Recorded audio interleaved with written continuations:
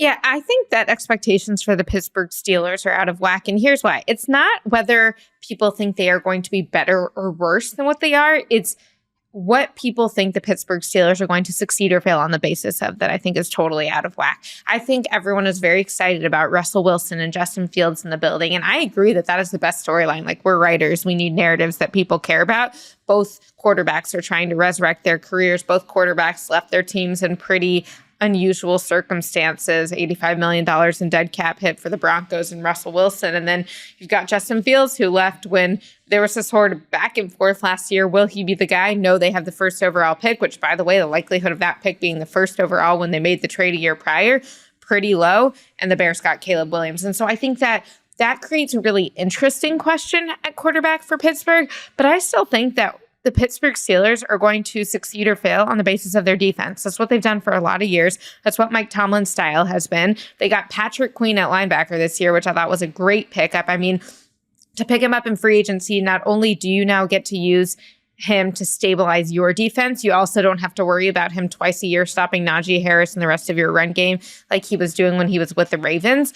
And I think that Mike Tomlin's consistent above 500 record has not been primarily because of that offense. Yes, there's the Ben Roethlisberger days, and they had a period where their offense has been good. But in recent years, when he has not lost, even with teams that feel far under the radar, it's because of that defense. What do you guys think? I'm very torn on the Steelers in that I don't think their quarterback situation is any worse, and they made the playoffs last year, but yet I look at that division and I'm like, how are you going to compete with Joe Burrow, with Lamar Jackson, when you don't have with the really defenses to stop them? The other teams have defenses too. The Browns, the Ravens, even the Bengals might bounce back. They were really bad in defense last year, but I just don't know I have no idea what to make of the Steelers. I really don't. I don't know if Russ is absolutely washed. I don't know if I've already said I think Justin Fields is going to end up starting sooner rather than later because I just don't know what Russ has, but I don't know what Justin Fields has either. The Steelers are one of those teams that just flummoxes me, but yet we're talking about expectations. Their fan base expects it's not good enough to just finish 500. They're tired of this whole Mike Tomlin just finishes 500 and we all celebrate it. They're like, we should be Super Bowl contenders. We're not winning championships.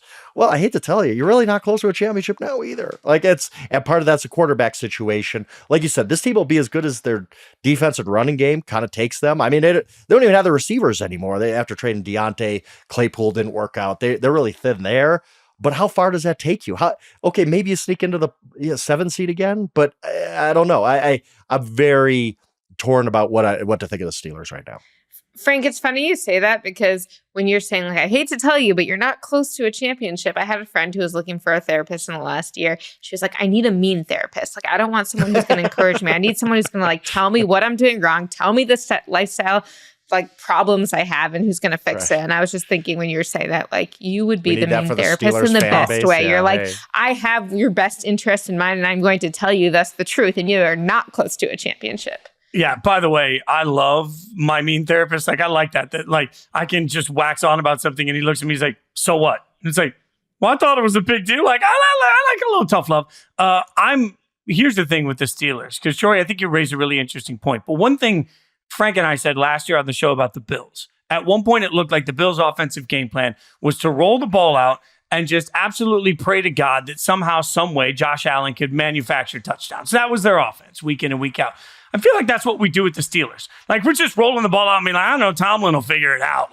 If you just look, if I was just playing Madden, I'm playing the video game version of these, I would argue that the Steelers are the worst team in their division. And I would argue even in a world where I don't love Deshaun Watson, I still think they have the worst quarterback situation in the division. I think Russ is absolutely cooked, and I think they've created a controversy that doesn't need to exist while they try and figure out who Justin Fields is in this offense. So I think the Steelers take a step back. I think the expectations are out of whack because we just expect that, glory, hallelujah, somehow the football savior known as Mike Tomlin can turn water into wine. He can turn this BS team into something that deserves to be part of the playoffs. I don't think it can happen. So I'm with you that it's out of whack. That's it, to me. Now watch Tomlin turn around and have a winning season, and I'll take it all back. I'm still wishing the Steelers had fired him so that somebody else could have hired him that would appreciate him.